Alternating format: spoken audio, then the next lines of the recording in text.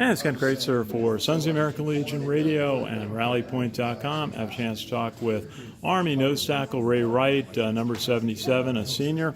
Ray, good to see you. What was the summer like for you? It was really good. A lot of hard work going in. We had a lot of player practices and off-season conditioning stuff, so it was really good. Very good. Did you do any I'm sure you did some Army training as all the seniors were doing. Yes, sir. We had the Army training down in Fort Bragg for CTLT and then up here in the field for CLDT. Very good. Well, tell us a little bit about preparation. The Army defense really has matured over the last couple of years. You've had some great teammates on the line. What's your key role at nose tackle? My key role in nose tackle is to make sure the guys behind me, the linebackers, are able to fill the gaps and that they're clear for them to make the tackles. Okay.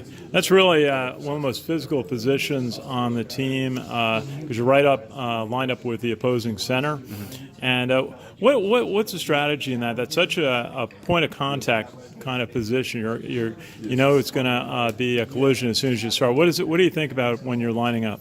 The main thing is staying low, just having the leverage on the center, absolutely, and then having quick hands.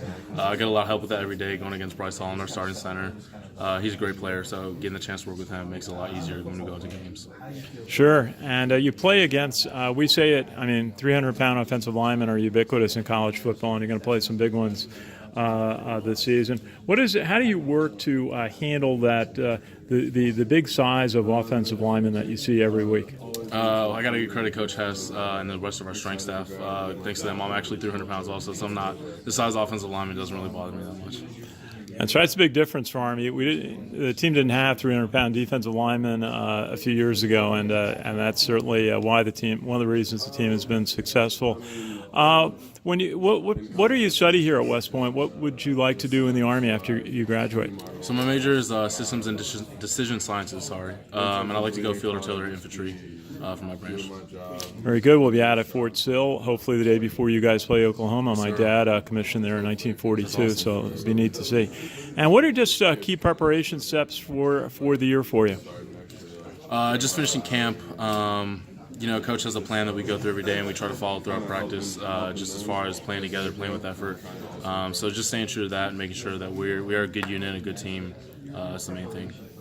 And West Point is often called the premier leadership development institution in the world, and we heard from the commandant that every senior gets a chance to repetitively lead in different situations. What have been some of the situations where you've been able to lead and learn how to do that so you're ready for the Army?